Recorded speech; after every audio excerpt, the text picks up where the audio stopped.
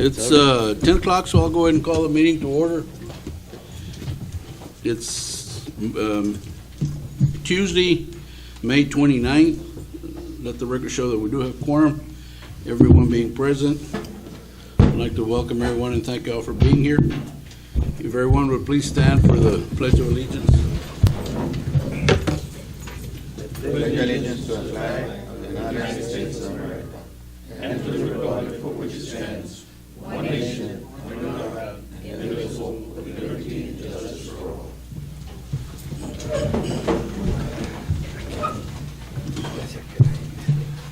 First item is claims. Mr. Carter. Your Honor, the claims have all been reviewed and they're all in order. I do so move, Your Honor. Second, Your Honor. Moved and second to approve. Discussion. All in favor, please, aye. Aye. Opposed? Motion carries. We do have a public audience by Marta Castillo. Your Honor, she called, she was running a little late. Okay, we'll come back to it. Next item is to approve a vendors list. Mr. Carter. Yes, sir, they've all been, the documentation has all been reviewed and they're all in order, Judge. I do so move, Your Honor. I second, Your Honor. Moved and second to approve. Discussion. All in favor, please, aye. Aye. Opposed? Motion carries. Before we go on with the rest of the agenda, is there anyone from out of town that needs to come before the court? I don't see anyone really. If not, we'll go on to item number 6. This is an action item to approve a donation of $4,000 from Linebarger, Grogan, Blair, and Sampson, LLP, for the Starr County Scholarship Fund. Motion to approve, Your Honor. Second move. Moved in second. Discussion. All in favor, please, aye. Aye. Opposed? Motion carries. Item 7 is an action item. This to approve the certification of revenue by Mr. Carter. Yes, Your Honor, the, hold on, let me-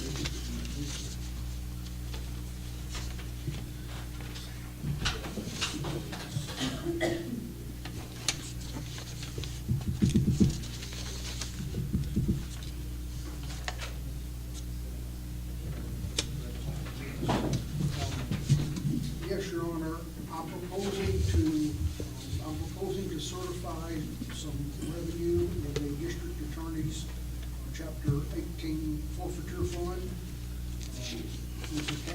There's sufficient cash balance in the bank, in the checking account. That's chapter 59. Chapter 59. Okay. There's a cash balance in the checking account that is not budgeted, so I'm proposing that we certify some of that revenue on the district attorney's budget. I move that we approve the certification, Your Honor. I second. Moved in second to approve. Discussion. All in favor, please, aye. Aye. Opposed? Motion carries. Item 8 is also an action item, and this is naming, I guess, myself as entity administrator for the system of award management for SAMS, as made necessary by new federal regulation. Mr. Carter? Yes, sir. This is, the SAM system is part of the e-grants system. And I don't know, apparently there's a new layer of federal bureaucracy involved, and we got a letter stating that SAM now has to have an entity administrator. So I suggested that you take that role, and you can delegate it later. Okay. Move to approve. Second, Your Honor. Moved in second to approve. Discussion. All in favor, please, aye. Aye. Opposed? Motion carries. Item 9 is an action item, and this is to transfer $20,978.93 from Road and Bridge Fund to Justice of the Peace Precinct 8. This amount, Well, Judge, the wording of that agenda item is not exactly what I had wanted it to be. Actually, the wording that's stated there has already been accomplished. That item was on the agenda for the April 23rd meeting. Okay. And it was approved. What I wanted to make clear is I'd like the record, in the meeting on April 23rd, I mistakenly stated that it was the Treasurer's Department that found the error and instigated the correction. Actually, it was the Justice of the Peace, Precinct 8, and his assistant, Gabriela Garcia. Mr. Betters and Ms. Garcia actually discovered the error and created a spreadsheet to solve the problem and submitted that to the Treasurer's Department, which is where I learned about it. So I'm just setting the record straight. Ms. Garcia and Mr. Betters did a good job to discover the error and create the solution. So this is more informational than action? Yes, it's just an information item. Okay, I so, spoke to Judge Perez and Mr. Carter. Is this same thing happening to all 8 justices of the peace? Yes, it is, and I sent a memo to all 8 JPs, asking them to begin to use it. Actually, Ms. Garcia is trying to provide her spreadsheet solution to all of the others. So this 20,000 only, they belong only to JP Precinct 8? Yes. So that means it's gonna be a sizable amount of money by combining all 8 of them. I don't know how this is gonna play out, but that's Yeah. a possibility, okay? Okay. I suspect that at some point, the state comptroller's office is going to come audit. And when they do, I don't know how many years they will go back. So. My next question, The other JPs may have a problem. why from the road and bridge? Well, because that's where the money was deposited yeah, the by mistake. fines and forfeitures go into road and bridge. Okay. So which yes, is- fines and forfeitures going to the road and bridge. So, Mr. Carter, so you're trying to tell us that some of those monies, or those JPs, might owe money to the controller's office? Yes, Yes. these are seat They didn't belts. distribute the monies accordingly how the state stipulates or what? Sorry, say I mean, they didn't distribute the money. I understand they make a report and they send, they got to schedule some to the state or wherever they go to, and they didn't do that. That's right. Yeah. Ms. Garcia discovered the error. and- Because I understand that, what I heard, that on a fine, on a JP, the first $101 goes directly to the state. It doesn't stay nothing here in the county. There's several allocations that it must go to, and apparently there's a seat belt. That's what I read. There's a special Yeah. allocation for seatbelt. Yeah, that was the one they weren't doing. All the others apparently are being done. It's a But- seat belt that's not. The seat belt? Yeah. There was a portion to that for the seat Yes. belt program or whatever? I guess whenever they get a citation for seat belt, is that correct? Okay. Yeah, that wasn't going. You know, We and, just have to wait. yeah, and along those lines, Mr. Gonzalez Dennis and I were talking, apparently the JPs are not sending over the tickets that they cannot collect to collection and compliance, and what I'm afraid of is that we're losing a lot of money because it's not coming in. They assess the fines, but there's no follow-up. I'd like the court, it's not an agenda item, but we'll have it later, to allow us to do a policy that they must do this so that we collect. Now, they still have final jurisdiction. The JP can forgive, they can do community service, they can do a lot of things. But those that need to be collected, we need to collect. But that'll be at another time.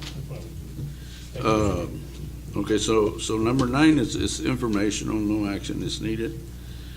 Item 10 is an action item, and this is to approve the financial advisor agreement with Royal Bank of Canada Capital Markets with Mr. Robert Henderson in order to obtain assistance. Mr. Carr, you want to explain that one? Yes, this is going to be a little bit of a long story. Way back in 2004, when the county issued the bond issue, the only bond issue we have outstanding. Shortly after the bond issue was done, the county changed financial advisors. When the bond issue was done, Dane Rauscher was the financial advisor. Mr. Bob Henderson worked for Dane Rauscher, and he was the county's personal, he was a representative that handled this for Starr County. Shortly after that, we changed financial advisors, and Dane Rauscher, there's a disclosure report that is required to be filed with the Securities and Exchange Commission. So after we changed financial advisors, Dane Rauscher didn't do it because they got, for lack of a better word, fired. The new financial advisor didn't do it because he wasn't the advisor when it was done. So those reports, those disclosures never got done since 2004. So now we got a letter from the Securities and Exchange Commission that we need to catch up on our disclosure filings. I found Mr. Bob Henderson. He now works for Royal Bank of Canada, and he remembered it. After discussing it with him, he said, yes, that was part of our agreement. And it's technically already been paid for. We paid for that service in our fee to Dane Rauscher way back then. So now he says, okay, I'll do it, but I have to have an agreement in force to be able to work for you. So there'll be no charge. We have an email from Mr. Henderson stating that there's no fee due for it since it was already paid for in the original transaction. But we have to, he wants this agreement to be in force so that he can officially do the work to file these reports with the Securities and Exchange Commission, get us up to date, and prevent any trouble. But there's no fee. No fee. I do so much for provision. I second, Your Honor. You don't get much freebie. No. Moved and second to approve. Discussion, it's not free, we already paid for it. Was So, that a good thing? But at least we didn't have to double. yeah. And he remembered 14 years later. All in favor, please, aye. Aye. Opposed? Motion carries. Item 11, action item is to renew the 2019 Indigent Defense Grant for the Public Defender Program with a 50% sustainability funding. That means the county must now pay 50% and we get 50% grant. We have saved some money through that, Judge. We have, it's hard to calculate a hard number, Commissioner, because a lot of it has to do with the jail. Now, a lot of the smaller crimes that are in jail are being released quicker, and that's one of the reasons now we have more federal prisoners. We have more beds. So it has been, I believe, a successful But program. because of the, I would say because of the savings that we had through court appointment, that we don't have that much. I think we have done some savings. I don't know.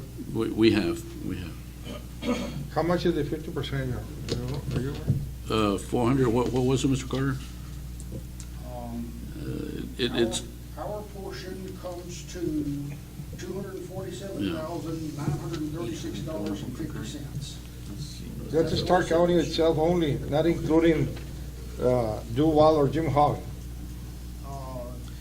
Duval's portion is $95,841, and Jim Hogg's portion is $29,169. And those amounts will have to be, or should theoretically be, budgeted in next year's budget. So when we're doing our budget for this coming year, this is the amount that we'll need to budget. I did talk to Judge Carrillo, Rocky, and he said they were gonna budget for that. Well, do you think we should go? Okay. I think we should. I do so more, Your Honor. I second, Your Honor. Moved in second. Discussion. All in favor, please, aye. Aye. Opposed? This is last year, Motion carries. 2019 is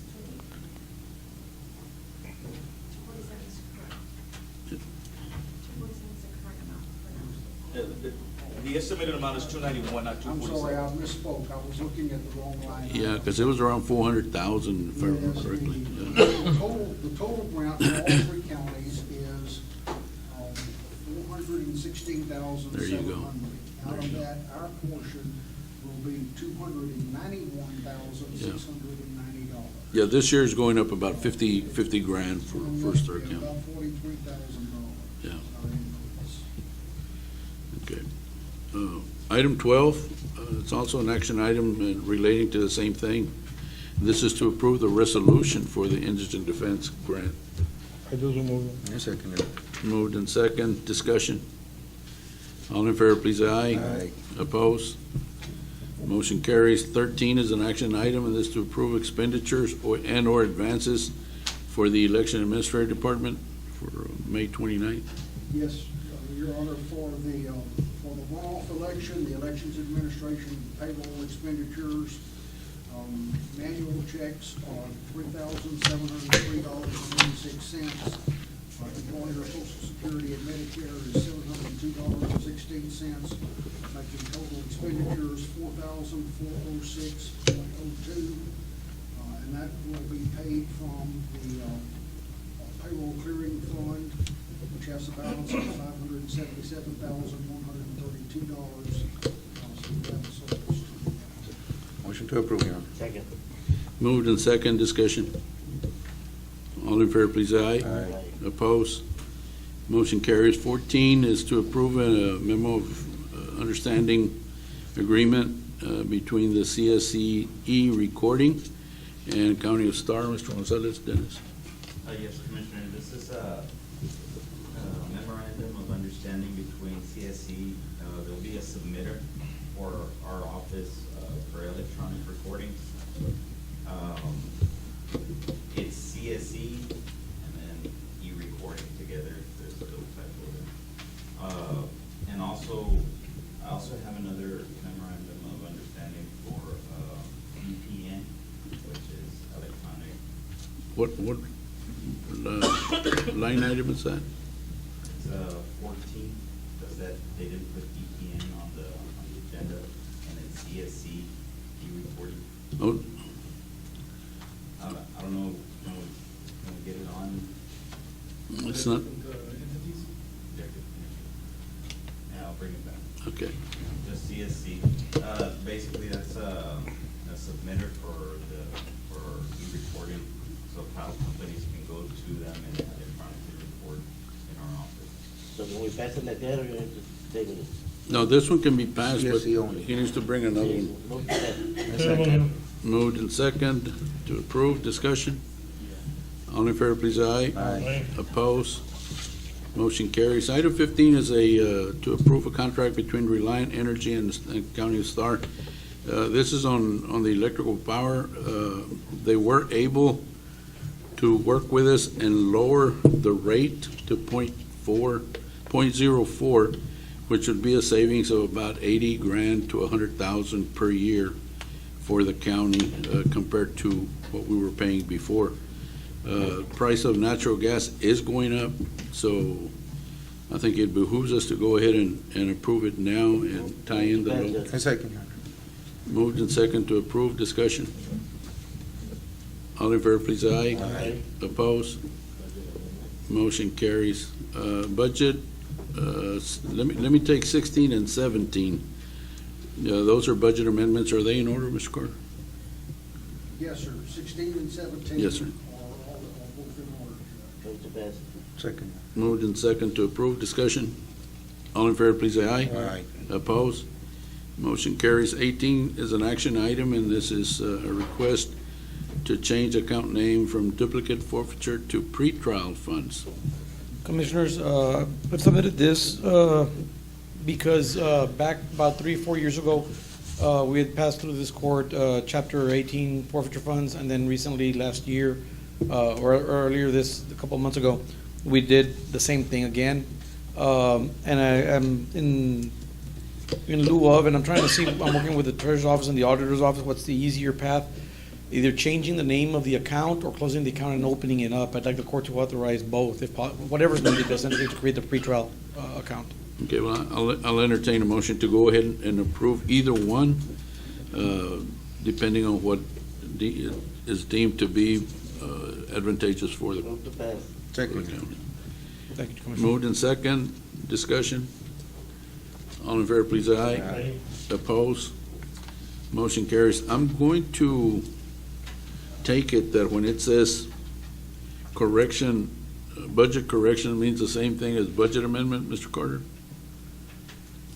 Mm, There is a nuance in that. Your Okay. Honor. The auditor's office uses the term budget correction Okay, to signify that revenue, additional revenue that was previously certified is now being allocated to the Okay. appropriate expenditure line items. okay, I'll take the, Budget amendment is done by the department head within his or her department. okay, I'll go ahead and I guess we have 19, 20, 21, and 22 are budget amendments. Are those in order, Mr. Carter? Yes, sir, those are all in order. Motion to approve, Your Honor. Second. Moved and second to approve, discussion. All in favor, please, aye. Aye. Opposed? Motion carries. Items 23, 24, 25, and 26 are budget corrections. Is there a motion to Move to approve? pass. Second, Your Your Honor. Honor? Your Yes, sir. Honor, Uh-huh. excuse me. Yes, sir. All of those are in order except number 26. Okay. I request that item number 26 be tabled.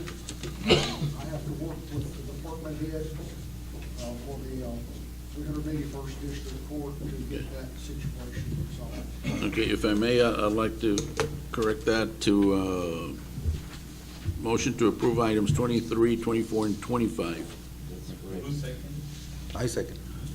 Is that okay with your motion? Yeah. The second? Yes, sir. Okay, been moved and second. Discussion? All in favor, please, aye. Aye. Opposed? Motion carries. Is there a motion to table item 26? Motion to table, Your Honor. Line item 26. Second. Moved and second to table. Discussion? All in favor, please, aye. Aye. Opposed? Motion carries. Item 27 is an action item, and is to approve amendment number 4 to cooperative agreement number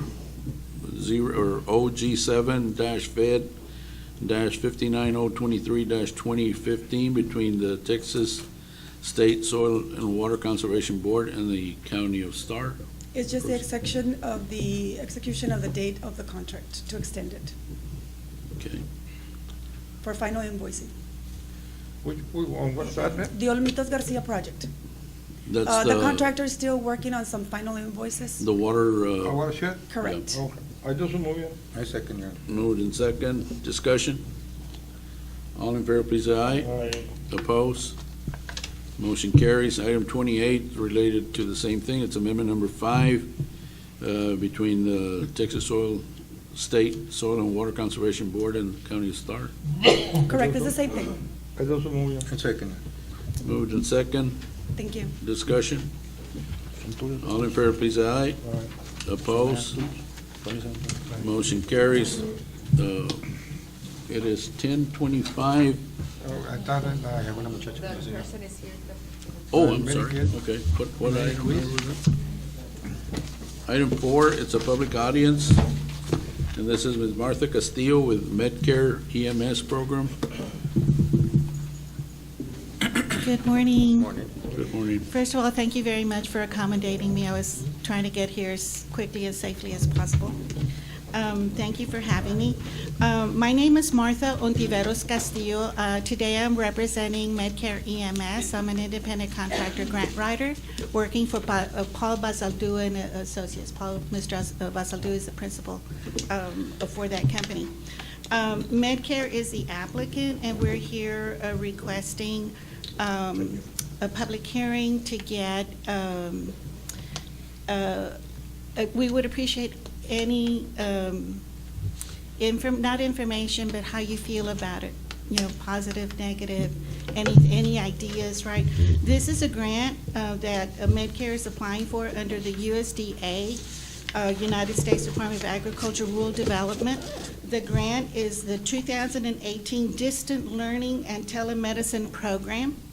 It's a very competitive but very exciting program that allows for telemedicine.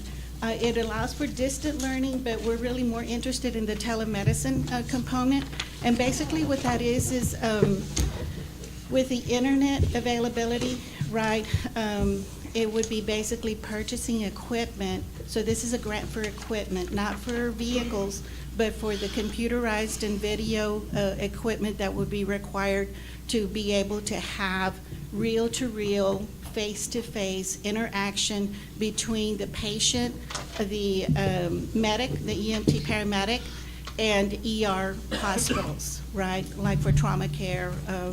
It's been around for a while, but it was very expensive, and I believe probably that was what initiated some of the grant for it under the federal government. In fact, I was listening to C-SPAN, I think it was last week, where they're going through the budget hearings, and so they're going through all the different agencies, right? And one of the agencies that was talking about computerized, right, programs actually mentioned the program, and they're about telemedicine, right? And so now with all the improvements that they've made on the internet, it's a little bit more affordable. Still, it requires us to try to get very competitive grants, right? So we're hoping that our program will be funded, if we're lucky to be funded. And what we're proposing is to have equipment, purchase the equipment, and install it actually in the mobile unit so that we can have like a mobile clinic that could do screening and things like that, and be able to allow, especially the rural residents in the county, access to specialty physicians, right? Like their oncologist, or depending on their situations, right? It would also provide direct, reel-to-reel, face-to-face interactions between the ER doctors and the medics, right, as they go into and provide services. Now, what I would like to, and I'm really here more to listen, but I do want to give you sufficient information about the grant, right? So what I would like to tell you is what it does fund and what it doesn't fund, right? Okay, so the ineligible things are, it can't pay for any medical or educational equipment not having telemedicine or distance learning as its essential function. It cannot pay for electronic medical record systems. It cannot pay for medical equipment not used primarily for telemedicine program. It cannot pay for any salaries or administrative expenses. It cannot pay for application preparation costs, like me. It cannot pay for purchases of land, buildings, site developments. So really what it can pay for is to acquire, either lease or purchase, and we're going to propose a purchase of telemedicine equipment, actually the computer, the video, the hosting systems, everything that's required, right, for the system. And it can provide technical assistance and instructional for use of eligible equipment. It can also pay for broadbanding facilities, but we're not proposing a broadband facility. And it can also pay for acquiring instructional programs, like educational programs, like for between students and a facility, which, again, we're not proposing that. Our proposal will be specifically for telemedicine equipment in mobile units to be able to give rural residents access to their medical services and provide preventive care. Now, in Starr County, Medicare does have established collaborations with the hospitals, and so we intend to build on that, but we would be happy to work with the county, the health systems, right, in developing this program. If we're fortunate to be funded, it will probably be anywhere between like probably a year, right, to completely implement the entire program. And during the initial phases before we do the purchasing would probably be where we really get to all the collaborative efforts, right? So basically, that's what the program is. If you have any questions, I'm available, but like I said, it's a public hearing, and I'm really more interested in your thoughts. Yeah, I have a couple of questions. First of all, what's Yes, sir. required from the county? Is there any From- match or anything required? Oh, I meant to talk about that. The grant requires a match, but what we're proposing is in-kind contributions, right? So there are regulations of what can be accepted as an in-kind contribution, what cannot. And this is but from the county, It in-kind would from be the from county? anybody that Medcare also, but anybody that Medcare would collaborate with. What right? percent, Of the in-kind in-kind contribution? or, yeah, It's 15%, 15? right. And the grant is for how much? The grant is eligible, the minimum is 50,000 and the maximum is 500,000. And ours will be leaning towards the 500,000, so 15,000 of that is what, like 75,000? Yeah, Right, 75, okay, not real good with that, but that would be the in-kind contributions that we would collect, right? I'm sure there'd be like forms, and we'd have to show, right, how we got it and all of that. And this grant is for what period of time? I'm proposing it, but it still needs to go through the owner, Brett Medcare. I would see it as a one-year funding project. I think the maximum is 3 years, so that's a potential that it could be a little bit longer, right? But if we do it for 1 year, I'm thinking I know that it would be successful because the need is so big here, right? And if we have a success with this program, I'm hoping that they would consider for individual year funding, right? But it's very competitive. Would you have your own vehicles, ambulances, or would you use the hospitals? No, we're going to propose 2 units. However, it's going to require more. So more than, like Medcare would probably use some of its own vehicles, right, in the program. For sure, for the EMS services, right?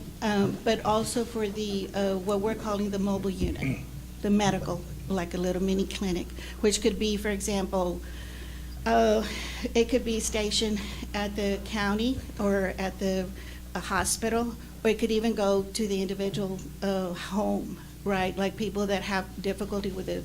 Let's say they have their doctor here, but they may need like an oncologist for further, whatever, further away. So this would provide them an opportunity to have real-time visits through video, right, through internet, with their specialty doctors. So when you say telecommunicating. Telemedicine? Medicine, what I envision is that this vehicle will be going, let's say, to San Isidro. To different areas. And they will be there certain days of the week so that people can go visit them. Yes, or whatever. Would this is equipment established. also be used in an emergency to transport people to McAllen or anything like that? Yes, on a limited basis because of the cost, right? Like, for example. Okay, so that would not be your primary function. The primary function is to In Starr offer- County, the primary function would be the medic unit, right? Because in order to have EMS services, you would need a contract, right? And so sometimes, for example, it's provided because of the interlocal agreements, right, or the requirements, right? And so you do it, but it's not the principal, right? But the medic unit or the mobile unit, right, would have a medic in it, right, that would be trained to utilize this equipment and be able to do the vital functions, right, that they take. And then that information would be transmitted to the doctor. So the doctor would have that information, right, and we would have to follow all the rules and regulations, HIPAA, right. Where would these doctors be located? It would depend on, it could be really anywhere. But would they be in the valley or would they be out of It state? could be in or- the valley, like for example, if somebody here has cancer and they have their family doctor here, but maybe their oncologist specialist is like, somewhere in Hidalgo County or Houston or something, we wouldn't be able to provide it in Houston because we wouldn't be there, right? And it would take, right? But wherever we have established a mobile unit, right, or that we could take the mobile unit to, it would be possible. That's what the You have contract. contracts with his doctors currently? We haven't gotten to any of the local agreements and things like that. That would be probably the initial phases of the grant, right? But Medicare does have established collaborations, with all the hospitals and some of the doctors in Starr County. Any questions? Would this pertain to the hospital, Your Honor? Yeah, and that's what I was asking all these questions. See, Where she's coming through, I think the people you should approach would be the hospital, We will. because, Yeah, and we have, Yeah. yeah, but what I'm looking for is a larger audience, Yeah. right, public hearing, and the best place to do a public hearing would be like in the government I center. would think the partnership that you should look for would be the hospital, because they're in that kind of business, and in conjunction with them, Yeah. you can share the information of whatever, Yes. program you've got. Yeah, because we have a hospital district, and it's a separate entity. They tax, they've got their own governing body. So we But could you do said- this process also there. Yeah. I think that'd be great, and I appreciate that we will do that. I would say you would approach the hospital, because, it's a separate entity, like you just stated, and, well, they're in that field, and they would know. I would suggest more than we would know. Yeah. Yes. Certainly, I think, we want whatever services we can give our citizens, but as the commissioner mentioned, we don't know much about medicine, they do, so. I've got two comments, right? One from the commissioner, one from the judge, basically that Medicare should approach the hospital district, right? And that the county does want to provide services in the area, but feel that we need to collaborate with the hospital district for this project. Okay. Any other comments? How do you feel? I'm really hoping, and we're, of course, hopeful, right, to get, but it is very competitive. And so whatever support that you could provide, I think would really be helpful. We will intend to provide all this information as part of the grant. Well, we're no different than the rest of the valley, we know we're terribly underserved as far as medically. So any service that we can get, certainly we'd like to see it come down. Yes, and as I was looking into the, preparing, right, for the application, I was glad to see that they actually they have what do you call it, formula system and grading, right, to see who they're going to fund. But they actually use the census, which I think would be favorable to us because, for example, I'm using the 2016 census and whatever's available there, but we can actually get not just the urban or the county, but the actual, what they call the census designated places, right? And when you go to that level, basically you can get a lot of the communities or the townships or colonias, right? Because they actually have demographic information for those areas. So I'm hoping to use that also. Okay. Well, we thank you for your time and coming Thank you. Okay. share your information with us. Okay. Thank you. Thank you very much.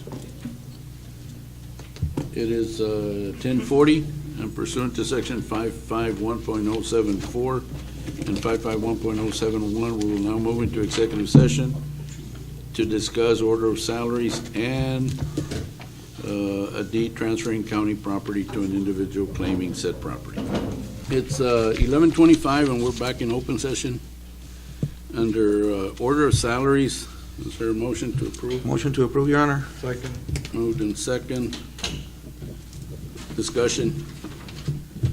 All in favor, please say aye. Aye. Opposed? Motion carries. On the property, there was no action taken, so no action is needed. Is there a motion to adjourn? Second. Moved in second. All in favor, please say aye. Aye. Opposed? Motion carries. Thank you, gentlemen. Anyway, ¿cómo es?